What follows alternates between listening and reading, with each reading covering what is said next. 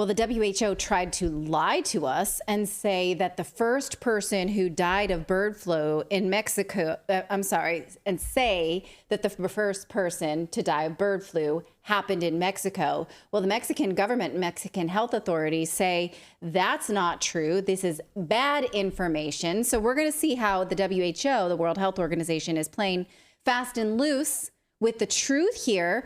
Are they maybe doing this to scare us?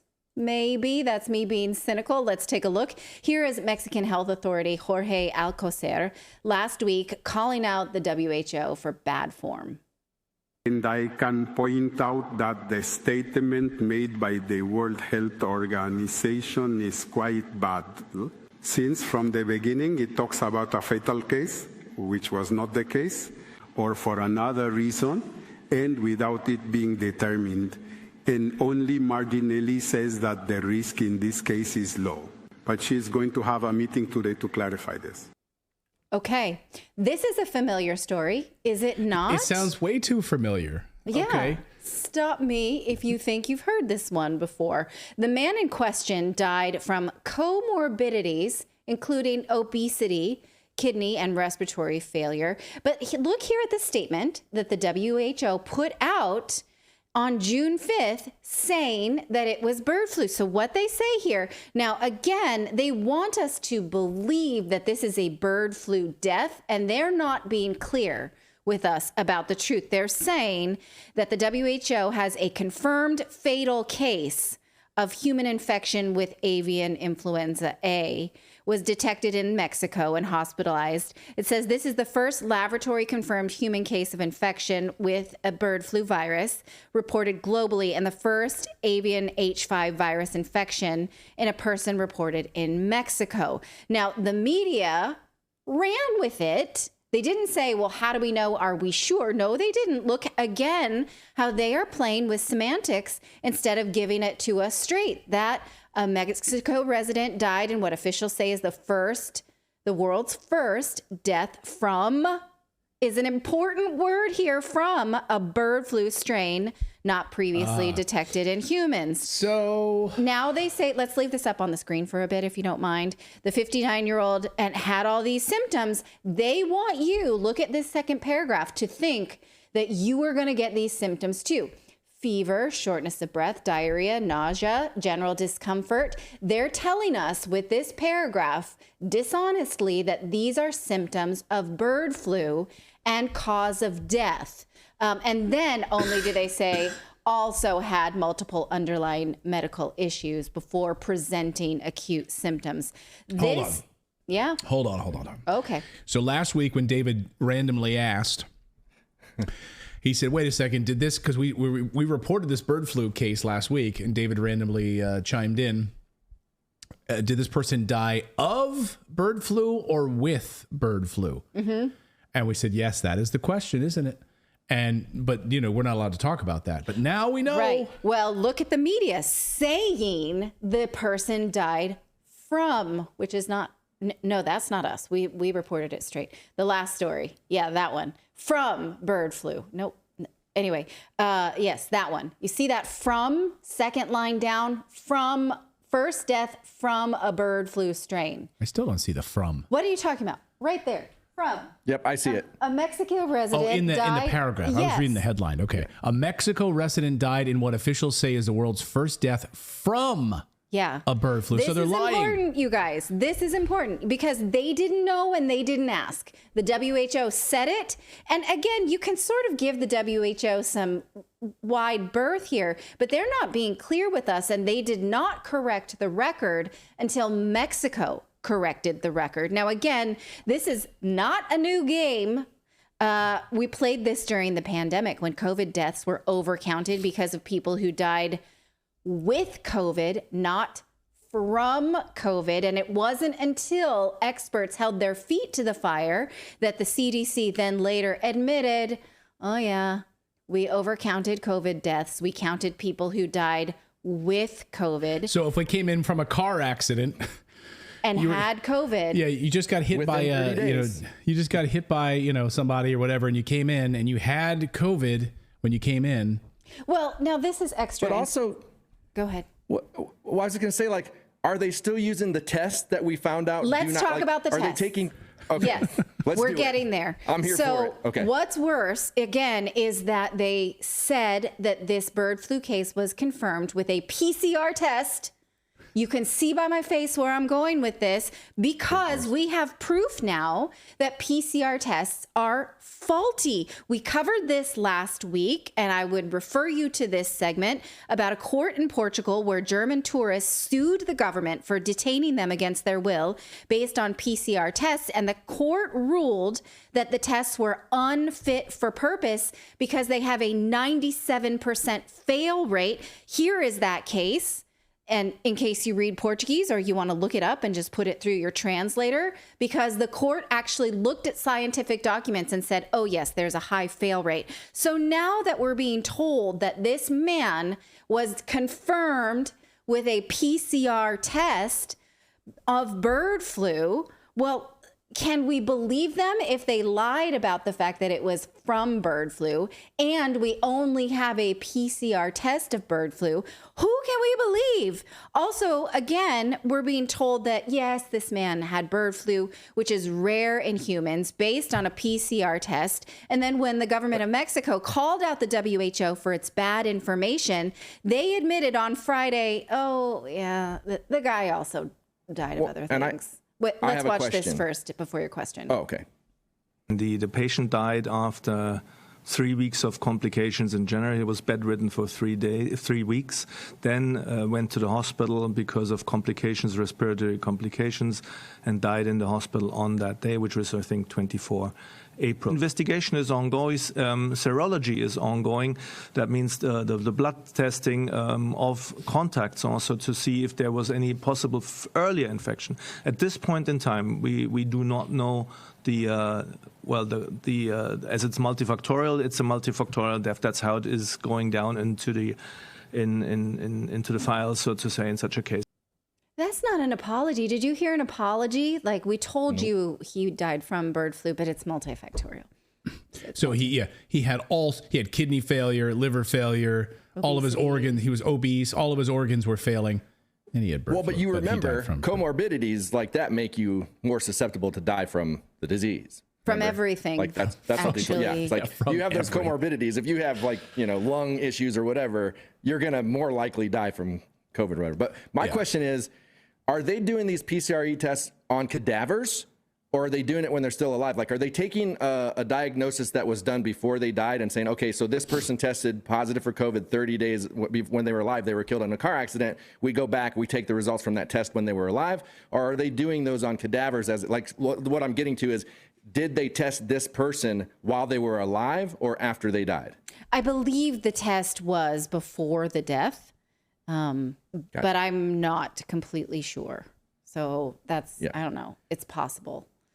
I'm just curious because it's like, if you think about all the numbers and how they're saying that those are like 90% not accurate or whatever, just like, it's hard to fathom what the actual number is. I mean, we could be looking at where they're saying it's millions. It could have been 10. You know what I'm saying? Like it's that not out of the ordinary that it could be that low. Sure. Because every data point was inaccurate. We have no way of knowing case numbers at all. We have no way of knowing.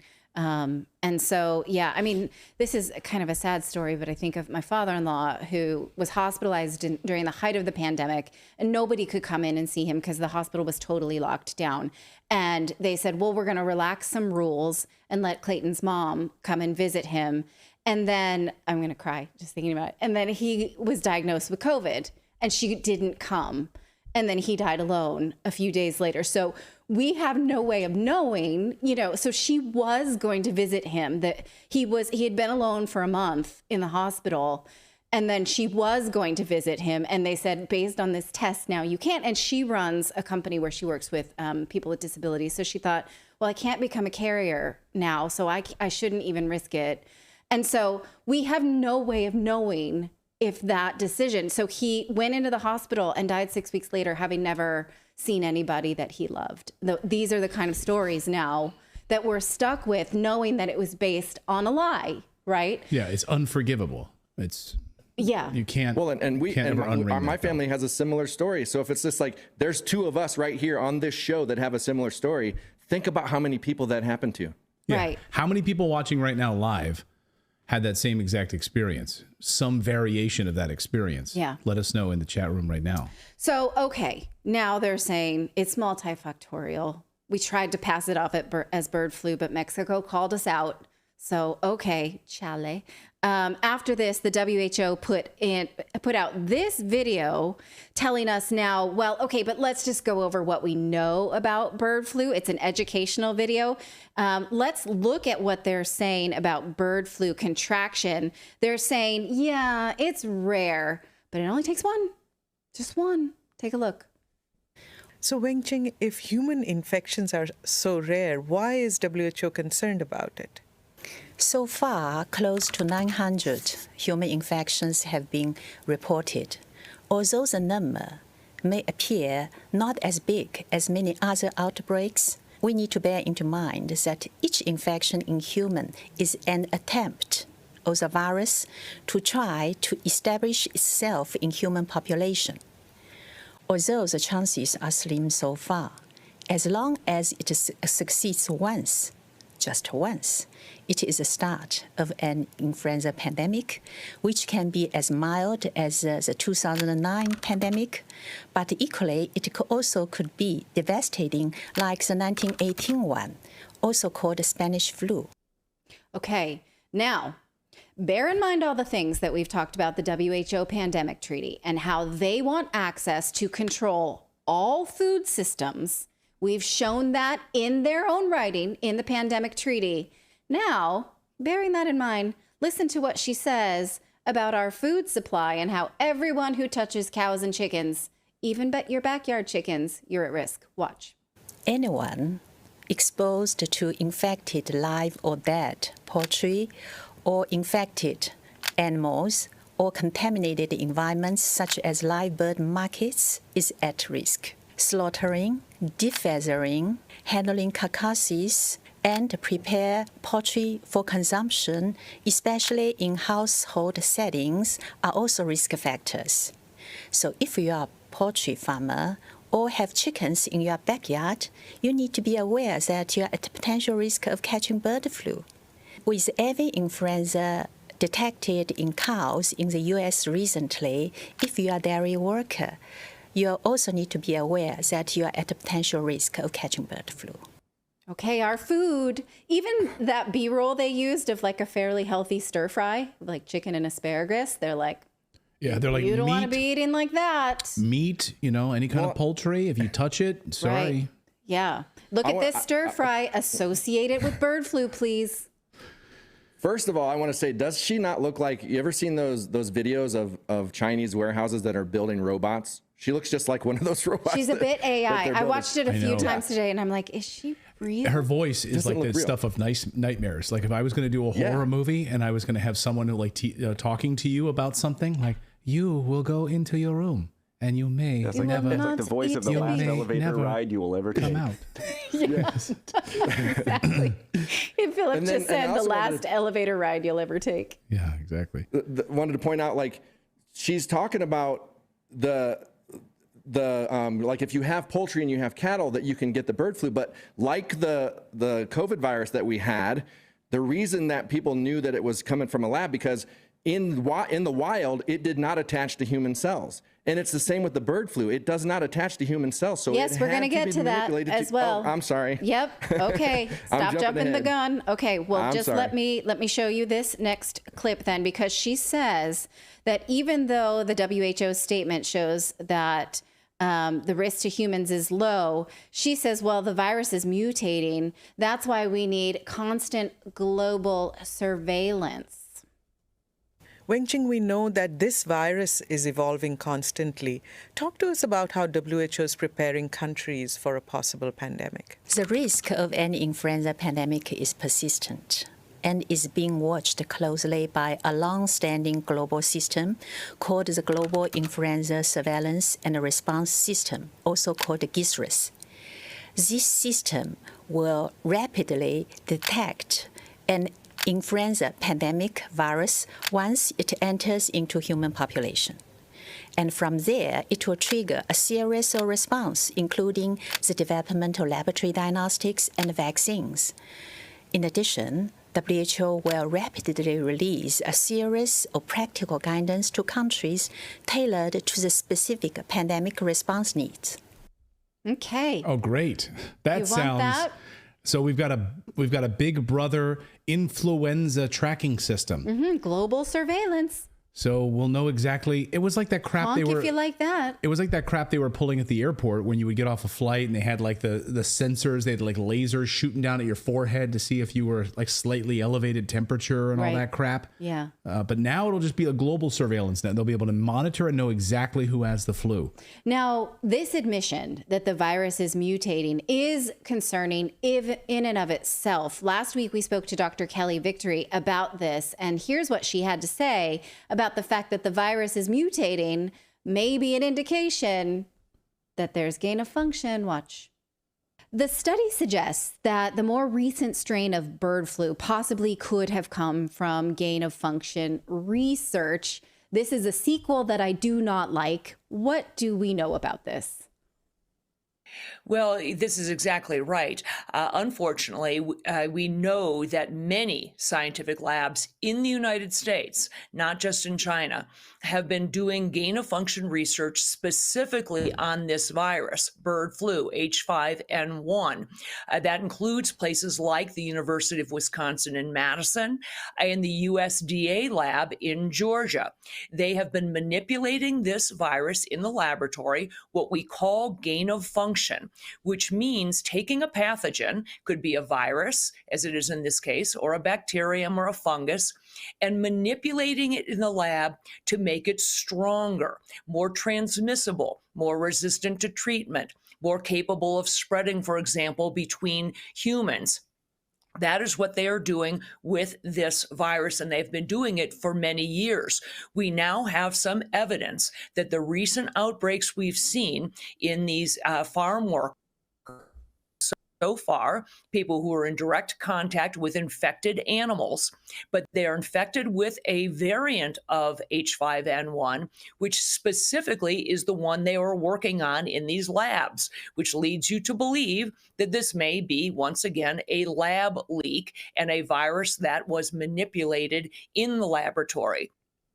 Okay, now see how now they're pretending, the WHO, that they just, I don't know, the virus is not supposed to do this. We don't know. It's not supposed to be this transmissible between humans, but it's changing, and we're just not sure why.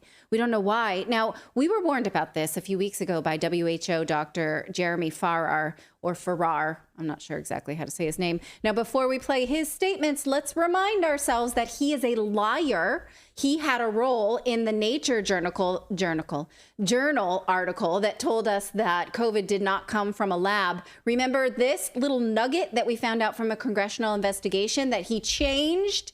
This was his email about that scientific paper that they used to manipulate us, that COVID didn't come from a lab when we know that it did. And he said, hey, can I just change it from it's unlikely that it came from a lab to it's improbable? So we know that he's a fraud. Okay, bearing that in mind, now let's listen to him tell us, we don't know, bird flu can mutate. It might just be a bad deal. We don't know why it's doing this. Listen to this liar talk. That virus now evolves and develops the ability to infect humans, and then critically the ability to go from human to human transmission. And we know that in the rare cases, I think off the top of my head, 400 or 500 cases so far of humans, the mortality rate is extraordinarily high. So to me, this is a major concern. The current outbreak, for want of a better word, in America amongst cows is really concerning as well, and also talks to this issue of transmission. We have to understand in those cow settings, sheds, how H5N1 is transmitting, because it may be evolving into transmitting in different ways. This is a huge concern, and I think we have to watch, more than watch, we have to make sure that if H5N1 did come across to humans with human-to-human transmission, that we were in a position to immediately respond with access equitably to vaccines, therapeutics, and diagnostics. Oh, vaccines, you say? Yeah, General Buck Turgeston in our chat says, I'm getting 2019 vibes. Yeah. Yeah. Okay. Now he says vaccines, right? Okay, that's just where our mind goes, to the profit of vaccines and the profitability. But Dr. Victory last week told us that we actually already have ways to treat it. We don't need vaccines. Listen to what she said about that. The good news is, and the reason that people should not be fearful of this, is that we have every reason to believe that we have safe, readily available, effective medications to treat bird flu. We have every indication, for example, that it will be easily treated by hydroxychloroquine and chloroquine, just like COVID was easily treatable with hydroxychloroquine, ivermectin, and steroids. The problem was the powers that be prohibited us from even talking about those things, let alone having ready access to them. If doctors were not impeded from treating patients who had COVID with those medications, the death toll and the suffering would have been far less. So hopefully, if bird flu should become something to be concerned about, if it should begin to be transmitted between human beings and between people who are not in direct contact with infected animals, then hopefully we will be allowed to use the medications that we should be able to use, like hydroxychloroquine. If instead they shut those things down in order to foist their mRNA vaccine, quote unquote, agenda on us, then it's going to be up to people to push back and say, no, we fell for that the last time and we're not falling for it again. Okay. So we can know this now, that we have treatment for bird flu, and your health matters. The stronger you are against it. We can know this now because the propaganda arm has not been flexed yet against this, but they're warming up. Mexico tamped down one lie. Are they going to try again? Let's all know this while we're allowed to know this. What were you going to say, David? Well, I was just going to ask, so none of the vaccines in the United States are approved by the FDA. They still only have emergency use authorization. The COVID vaccines, they are not. They are not. Yes. So does that mean that, is that what they're saying is going to be the vaccine for the bird flu as well? And does that mean they're going to have to keep using emergency use, which means that the medication that she's mentioning will again be villainized and say, oh, you don't use it on this? Who knows? I mean, we'll have to see if they play that game again. We just don't know. But I showed you a chart about 5 months ago of all of the pharmaceutical approvals in the last year that were based on either emergency use or fast tracked. And it's in increasing amounts now. I mean, they're declaring that they need to do that for even postpartum depression, things that clearly are not, that you can't have a pandemic of postpartum depression, but they're using this anyway. So we will see. So anyway.